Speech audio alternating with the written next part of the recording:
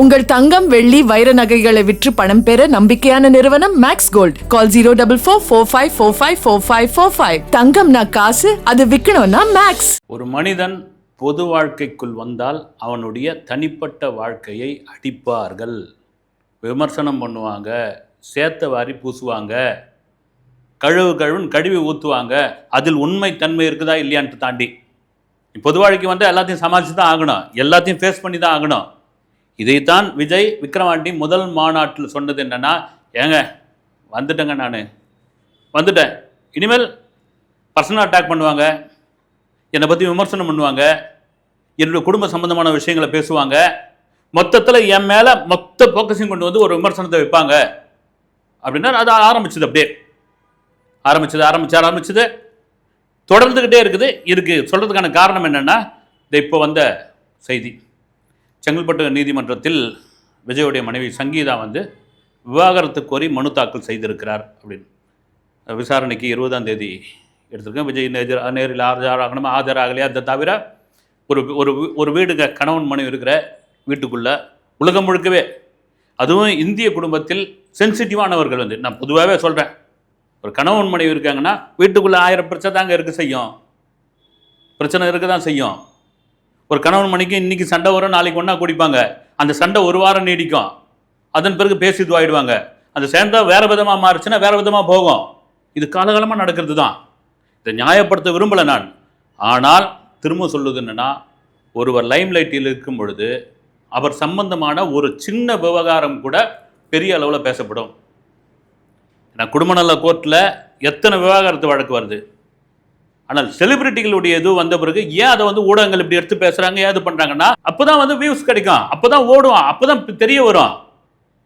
இது நடக்கிற ஒரு விஷயந்தான். நானே கூட சொல்லியிருக்கிறேன் வந்து, நீங்கள் இந்த செலிபிரிட்டிங்கெலாம் தயவுசெய்து இந்த விவகாரத்துன்ற விஷயத்தை வந்து தயவுசெய்து கையில் எடுக்காதீங்கன்னு. ஏன்னா உங்களை பின்பற்றுகிற கோடிக்கணக்கான லட்சக்கணக்கான பேர் ஃபாலோவர்ஸ் வந்து, நம்ம அவரே வந்து அதை கையில் எடுத்துட்டாருப்பா, அவரே விவகாரத்து பண்ணுறாருப்பா, நமக்கு என்னப்பா அப்படின்ற ஒரு மனநிலை கண்டிப்பாக வந்துடும். சரி, விஜய் இது சரி, சங்கீதா அவங்க மனைவி விவகாரத்து கோரி இருக்காங்க. அதுக்குள்ளே பார்த்தீங்கன்னா குய்யோ முறையா ஆச்சா போச்சா. விஜய் வந்து ஒரு அப்பழுக்கற்றவர். நீங்கள் பார்த்தீங்களா விஜயோட லட்சணத்தை? பார்த்தீங்களா விஜய்க்கு? பார்த்தீங்களா வந்து நடிகையோட தொடர்பு? விஜய்க்கு பார்த்தீங்களா இந்த 3 எழுத்து, இந்த 4 எழுத்தோட இது? ஒரு திரைப்பட நடிகர் அப்படின்னா கிசு இல்லாமல் இருக்காதுங்க. வந்து திரும்ப கொஞ்சம் நியாயப்படுத்தவே விரும்பலை நான் வந்து. ஏன்னா பொது வாழ்க்கைக்கு வந்துட்டா இதையெல்லாம் சந்தித்து தான் ஆக வேண்டும்.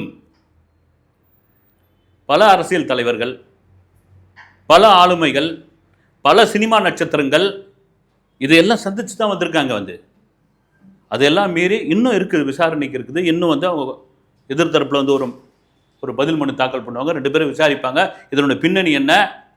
இதெல்லாம் தாண்டி அவங்க யார், சங்கீதா ஒரு லவ் பண்ணி தான் கல்யாணம் பண்ணிக்கிட்டாங்க. 2 பசங்க தோளுக்கு மேலே வளர்ந்துட்டாங்க. ஒரு கணவன் இன்றைக்கி தமிழக அரசியலில், இந்திய ஊடகங்களில் மிகப்பெரிய பிரபலமாக இருக்கிறார். தமிழக அரசியல் மிக முக்கிய புள்ளியாக இருக்கிறாரு. இந்த நேரத்தில் நீங்கள் ஏன் வந்து இந்த மனுவை போடணும்? நாம் கேட்கலைங்க. பொது வழியில் இது நான் வந்து சோஷியல் மீடியாவில் படிக்கிற ஒவ்வொரு செய்தி தான் சொல்கிறேன். தெளிவாக கேட்குறாங்க, அம்மா உங்களுக்குள்ள பிரச்சனை இருக்குது, 2 பேர் வீட்டில் இல்லை, தனித்தனியாக இருக்கிறீங்கன்றாங்க, நீங்கள் லண்டனில் இருக்கிறீங்களா, எங்கே இருக்கிறீங்கன்னு தெரியாது. அதை தாண்டி இப்போ ஏங்க வந்து இந்த விஷயத்தை நீங்கள் வந்து எலெக்ஷனுக்கு வந்து ஒரு மாதம் தான் இருக்குது, இப்போ ஏன் நீங்கள் வந்து இந்த பூதகரமாக்குறீங்க? எனக்கு நல்லா ஞாபகம் இருக்குதுங்க. நான் ஒரு சினிமா நிருபராக 1999 விஜயோடைய திருமண பத்திரிகை, அது பத்திரிகை கொடுப்பாங்க. இப்போலாம் இருக்கிற மீடியாவுக்கு யாருக்கும் பத்திரிகைலாம் கொடுக்கறதில்ல, சோஷியல் மீடியாவில் தூக்கி போட்டுருவாங்க. வெறும் கூப்பிடுறது கூட கிடையாது. இப்போ தான் ராஷ்மிகா மந்தனா விஜய் தேவரகோட்டா கல்யாணம் பார்த்திங்கன்னா யாருமே வராதிங்கன்னு அந்தளவுக்கு ஆகிப்போச்சு, வேறு வழி கிடையாது. அப்போல்லாம் என்னென்னா மீடியாக்காரங்களை கூப்பிடுவாங்க, நீங்கள் எழுதி தான் நாங்கள் இந்த அளவுக்கு வந்திருக்கிறோம், இவ்வளோ பெரிய ஆள் ஆகிருக்கிறோம், உங்களுக்கு தான் முதல் பத்திரிகை வைக்கிறோம், குடும்பத்தோடு வந்துருங்க, இதெல்லாம் ஒரு சமுதாயம் சொல்லுவாங்க. எனக்கு நல்லா ஞாபகம், வடபழனியில் உள்ள ஆதித்யா ஹோட்டலில் எஸ் சந்திரசேகர் விஜயம் உட்காந்து இந்த இது அறிவிப்பை வெளியிடுறாங்க. அதுக்கு முன்னாடி ஒரு கிசு ஓடிக்கிட்டு இருக்கு, பத்திரிகையில் வருது.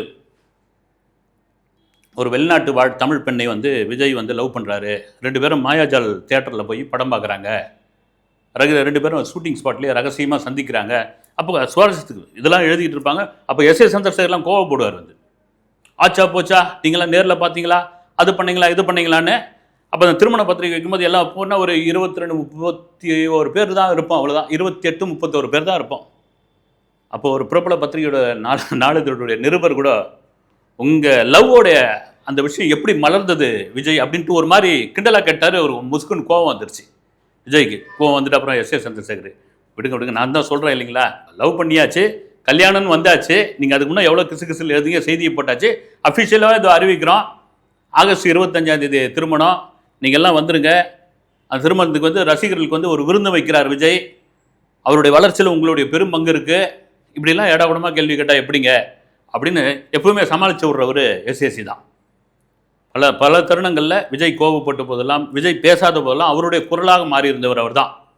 இந்த லவ் எங்கே ஆரம்பிச்சது? ஏன்னா ஒரு அந்யோன்ய தம்பதிகள், உங்களுக்கு எத்தனை வருஷம், 99 கல்யாணம் ஆகி எத்தனை வருஷம் ஆகுது, 2026, பசங்கள்லாம் வளர்ந்துட்டாங்க.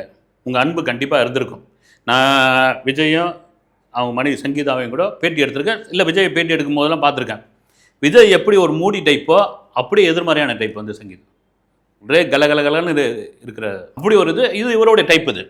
அப்போ எப்பவுமே சொல்லுவாங்கள்ல, இந்த எதிர் துருவமாக இருக்கிறவங்க தான் வந்து ரொம்ப அட்டாச்மெண்ட்டாக இருப்பாங்க, இல்லற வாழ்க்கையில் ரொம்ப கரெக்டாக இருப்பாங்க அப்படின்வாங்க. ஒத்த இதுவாக இருக்கிறத விட எதிர் துருவமாக இருக்கிறவங்க தான்.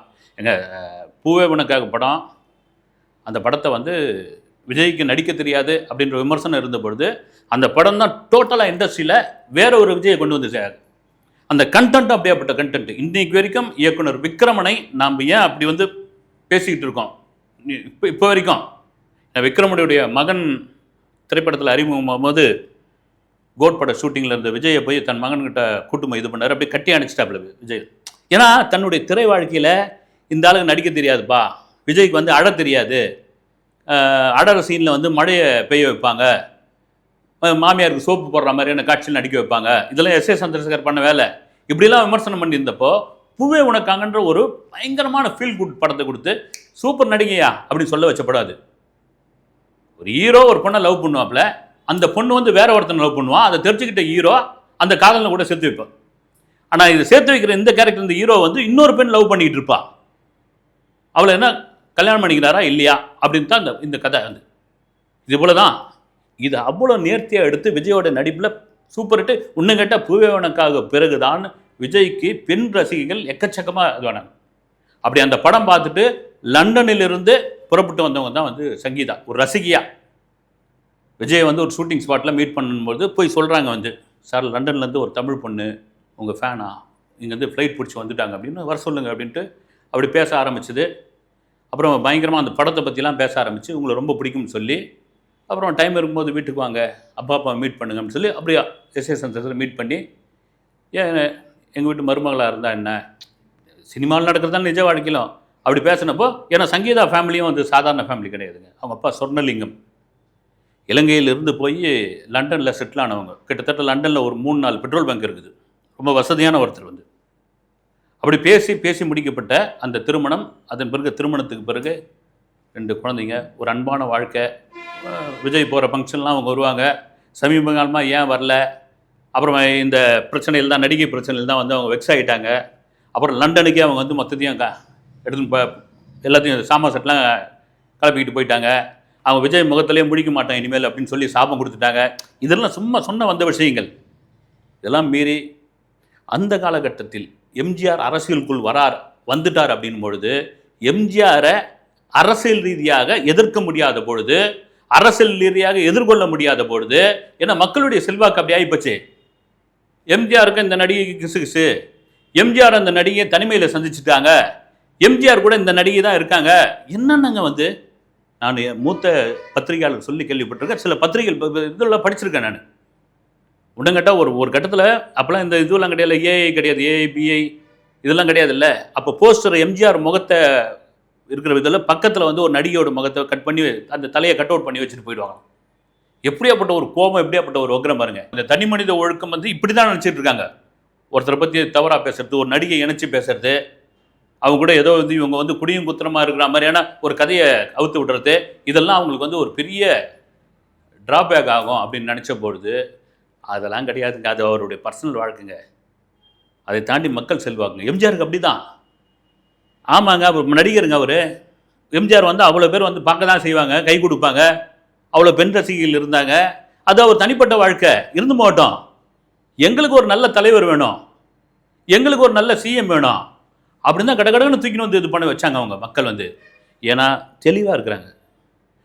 அதான் நான் திரும்ப சொல்கிறது என்னென்னா, எல்லாருடைய வாழ்க்கையும் எல்லாருடைய குடும்பத்திலும் உள்ள பிரச்சனை தான் இது. ஆனால் இது என்னென்னா, அவங்களுடைய விருப்பம், சங்கீதாவோட விருப்பம். அதை தாண்டி இப்போ போய் திடீர்னு இப்போ பசங்க எவ்வளோ தோளுக்கு மேலே வளர்ந்துட்டாங்க. என்ன தான் பிரச்சனை இருந்தால் கூட இன்றைக்கி உங்களுடைய கணவர் அப்படி தான் வச்சுக்கணும். உங்களுடைய கணவர் இன்றைக்கி தமிழக அரசியல் களத்தில் ஒரு நடிகராக நீங்கள் நினச்சி பாருங்கள். ஒரு கடைசி படம் நடிக்கிறார் அப்படின்னு எத்தனை பசங்க வந்து, கடைசி படம் நடிக்கிறீங்களா விஜய் அண்ணா, விஜய் அங்கிள் வேணா விட்டுருங்க, நீங்கள் தொடர்ந்து நடிங்க. ஒரு 250 கோடி சம்பளம் வாங்கக்கூடிய ஒரு நடிகர், இந்தியாவில் மிக பிரபலமான ஒருத்தர், நீங்கள் திடீர்னு எடுத்து போய் வந்து ஒரு மனுவை போட்டிருக்கீங்க, தாக்கல் பண்ணிக்கிறீங்க. அது உங்களுடைய பர்சனலாக கூட சரி. ஒரு பொது வாழ்க்கைக்கு வந்தாச்சு, பேசி தீர்க்க முடியாத பிரச்சனை எதுவுமே கிடையாது. இன்றைக்கி ஒரு போரையே வந்து ட்ரம்ப் நான் பேசி தீர்த்துட்டேன்றார் வந்து, அவ்வளோ பெரிய போரையே அதை அடக்கவே முடியாதுன்ற ஒரு விஷயம் நான் பேசி தாங்க அது முடிஞ்சது வந்து அப்படின்பொழுது, ஒரு குடும்பத்துக்குள் 4 செவத்துக்குள்ளே இருக்கிற ஒரு விஷயம், கணவன் மனைக்குள்ள 4 செவத்துக்குள்ளே பேசிக்கிற ஒரு விஷயம், அதை வந்து நீங்கள் பகிரங்கப்படுத்திருக்கீங்க.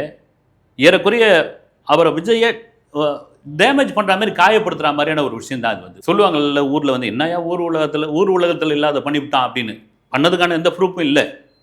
இவங்க சொல்லியிருக்கிறது இப்போ இந்த செய்தியெல்லாம் வந்திருக்குது. ஒரு நடிகையினுடைய தொடர்பில் தொடர்ச்சியாக இருந்தார் அவர், அதுலேருந்து வர மறுத்துட்டார். அதனால தான் காரணம் சொல்லியிருக்கிறதா வந்து இன்னும் முழுமையாக அதனுடைய இது வரல. அதை தாண்டி என்னன்னா, அதை நியாயப்படுத்த விரும்பலை. ஒரு பெண்ணாக உங்களுக்கு எவ்வளோ வழி இருக்குன்னு தெரியும், அதுக்கான ஆதாரம் என்ன அப்படின்ற ஒரு விஷயம். இப்போ என்னத்துக்கு இந்த குற்றச்சாட்டு, இப்போ என்னத்துக்கு இந்த மனு தாக்கல், இப்போ ஏன் விஜயை ஃபோக்கஸ் பண்ணி இந்த விஷயங்கள் அப்படின் பொழுது, இதில் அரசியல் இருக்குப்பா. இந்த அரசியல் களத்திற்குள்ள விஜய் குறிப்பாக 2026 ஒரு பவுடர் பூசினவர், ஒரு பால்வாடி, அவர் இந்த அளவுக்கு வருவார்னு யாருமே எதிர்பார்க்கல. அந்த வளர்ச்சி, அந்த காண்டு. அப்போ நீங்கள் சொல்கிறத பார்த்தா ஏதோ இருக்கிற கட்சியெல்லாம் சேர்ந்து சங்கீதாவை தூண்டி விட்டு நம்ம செங்கல்பட்டு கோர்ட்டில் எதுவுமே மனுவை போடுமான்னு சொல்கிறாங்களேன்னா, அது நான் சொல்ல வரல. அதை நான் அப்படி சொல்ல வரல. அதை தாண்டி நீங்கள் நினச்சி பார்க்கலாம்ல, இத்தனை வருஷம் வாழ்ந்துருக்கிறீங்க, நீங்கள் உங்கள் கணவரை புரிஞ்சிக்க முடியாமல் இருந்திருக்கோம். இத்தனை வருஷம் தாண்டி வந்திருக்கீங்க. ஒரு ஹீரோவை பார்த்துருக்கீங்க, அந்த ஒரு மாஸ் ஹீரோவை பார்த்துருக்கீங்க, ஒரு இளைய தளபதியாக பார்த்துருக்கீங்க. இன்றைக்கி அரசியல் களத்தில் அவ்வளோ பெரிய இடத்துல வந்திருக்காருன்னா எல்லாரும் அதை விரும்புவாங்க. மனைவிங்க வந்து, நம்ம கணவன் வந்து பாரியா இவ்வளோ பெரிய ஒரு செல்வாக்கு இருக்குன்னு. ஆனால் அதை தாண்டி இதுக்குள்ளே என்ன இருக்குது, அவங்களுக்குள்ளே என்ன இருக்குன்னு தெரியல. இதெல்லாம் மீறி விஜய் தரப்பிலிருந்து என்ன சொல்ல போகிறார்கள். இப்போ ஒரு செலிபிரிட்டியுடைய குழந்தையாக இருக்கிறது வந்து பெரிய கஷ்டங்க வந்து. ஒரு பிரபலமான ஒரு நடிகருடைய மகன்கிட்ட நான் பேசினப்போ அவர் சொன்னார் வந்து, நான் ஏன் அந்த பிரபலமான நடிகருடைய மகனாக பிறந்தேன்னு ரொம்ப ஃபீல் பண்ணுங்க நான். ஏன்னா எங்கே போனாலும் வந்து எனக்கு அவ்வளோ பெரிய தொல்லையாக இருந்தது, என்னால் மற்றவங்க மாதிரி ஃப்ரீயாக இருக்க முடியலன்னு. இப்போ இந்த சம்பவத்துக்கப்போ அந்த 2 குழந்தைங்களுடைய மனநிலை எப்படி இருக்கும்? உங்களுக்கு 1000 கோடி சொத்து இருக்கலாம், லண்டனில் 5 பெட்ரோல் பேங்கில் இருக்கலாம், பெரிய மாளிகை கூட கோபுரம் எல்லாமே இருக்கலாம். அதை தாண்டி ஒரு ஒரு ஒரு ஒரு ஒரு திரும்ப சொல்கிறது தான், ஒரு ஒரு கட்சியினுடைய தலைவராக இவ்வளோ பெரிய இளைஞர்களுடைய பட்டாளத்தை ஈர்த்திருக்கிற ஒரு நடிகர் இன்றைக்கி தலைவராக மாறியிருக்கார் போது, அவர் மீதான இந்த ஒரு சின்ன கரை தான். இதுக்கெல்லாம் காலம் பதில் சொல்லும், மக்கள் பதில் சொல்வார்கள். அடுத்த வீடியோவில் சந்திக்கிறேன். நன்றி.